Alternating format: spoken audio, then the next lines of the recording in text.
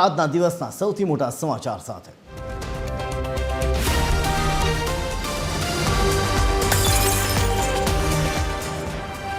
સુરત મનપાને નવા કમિશનર મળ્યા છે। એમ નાગરાજનને હવે સુરત મનપા કમિશનર બનાવવામાં આવ્યા છે। તેઓને સુરત મનપા કમિશનર તરીકેનો ચાર્જ સોંપાયો છે।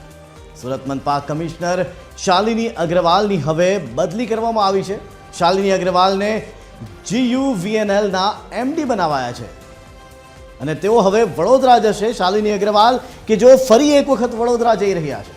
પહેલાં તેઓ વડોદરા જિલ્લા કલેક્ટર અને વડોદરા મ્યુનિસિપલ કમિશનર તરીકેની જવાબદારીઓ અગાઉ બજાવી ચૂક્યા છે, ત્યારે ફરી એક વખત શાલિની અગ્રવાલ વડોદરા પહોંચ્યા છે। GUVNLના MD તેઓને બનાવવામાં આવ્યા છે, ત્યારે રાજેન્દ્ર કુમારને GSRTCના MDનો વધારાનો ચાર્જ પણ સોંપવામાં આવ્યો છે। રાજ્યના 2 IAS અધિકારીઓની બદલી થઈ છે, ત્યારે આ મામલે વિસ્તારથી વાત કરવા માટે આપણી સાથે એસોસિએટ એડિટર સોનલ અનટકટ ફોન લાઈન પર જોડાયા છે। સોનલ, તમારી પાસેથી જાણવા માંગીશ કે 2 મહત્વના નામો, 2 IAS અધિકારીઓ જેઓની બદલી થઈ છે, શું છે હાલ વધુ વિગતો? સોનલ જી, રાજ્યના 2 IAS અધિકારીની બદલી કરવામાં આવી છે। મહત્વનું છે કે સુરત મહાનગરપાલિકાના કમિશનર શાલિની અગ્રવાલની બદલી કરી અને તેમને GUVNLના MD બનાવવામાં આવ્યા છે અને હવે તેઓ બરોડા ખાતે GUVNLના MD તરીકે કાર્યરત થશે। મહત્વનું છે કે શાલિની અગ્રવાલને ફરીથી બરોડા મૂકવામાં આવ્યા છે તેવું કહી શકાય, કેમ કે અગાઉ તે મ્યુનિસિપલ કમિશનર તરીકે અને જિલ્લા કલેક્ટર તરીકે બરોડામાં સુપેરે ફરજ બજાવી ચૂક્યા છે અને હવે વધુ એક વખત